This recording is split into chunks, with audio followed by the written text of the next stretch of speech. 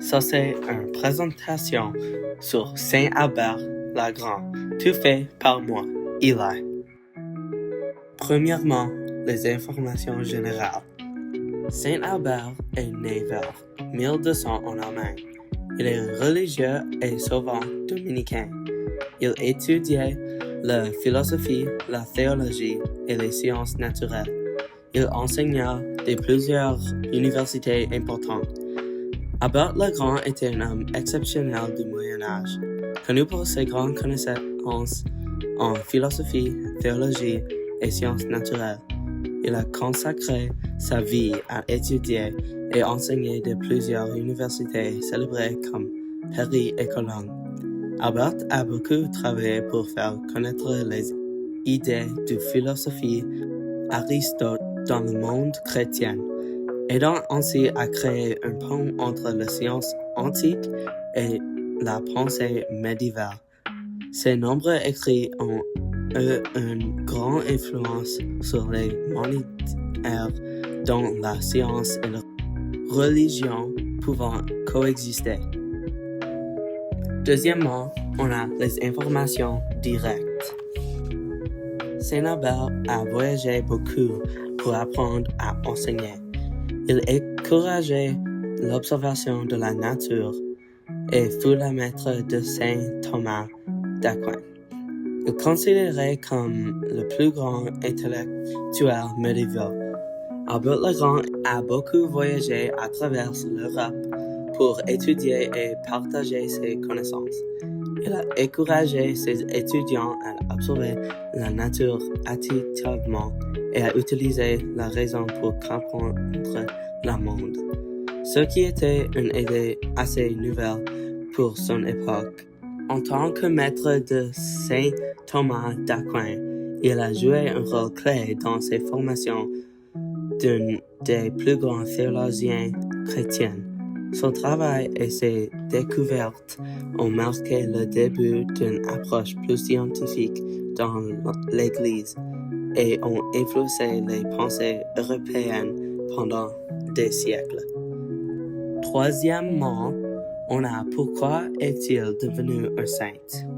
Albert le Grand a été reconnu comme un saint en raison de sa vie exemplaire, de sa grande intelligence et de son engagement profond envers la foi chrétienne. Après sa mort en 1280, son influence a continué de grandir grâce à ses nombreux écrits sur la philosophie, la théologie et la science. Pendant des siècles, l'Église a reconnu la valeur unique de ses contributions intellectuelles et spirituelles.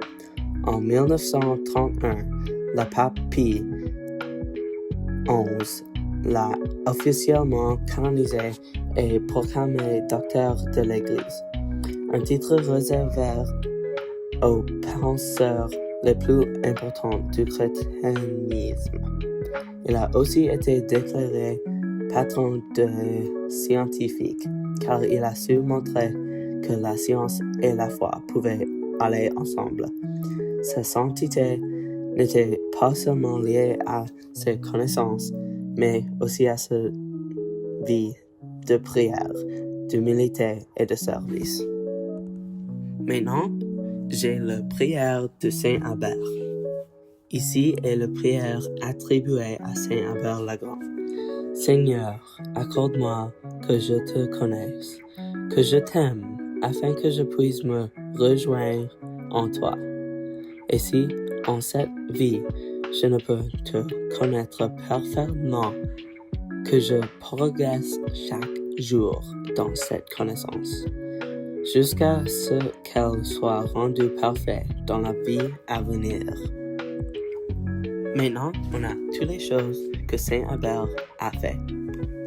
Saint Albert le Grand fut un moine dominicain de le XIIIe siècle qui enseigna de plusieurs universités européennes et forma Saint Thomas d'Aquin. Il traduisait et commenta les œuvres d'Aristote, introduisant sa pensée dans la théologie chrétienne.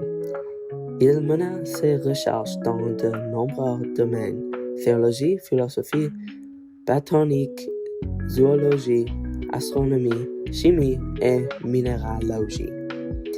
Il insista sur l'observation scientifique et écrivait des encyclopédies de savoir.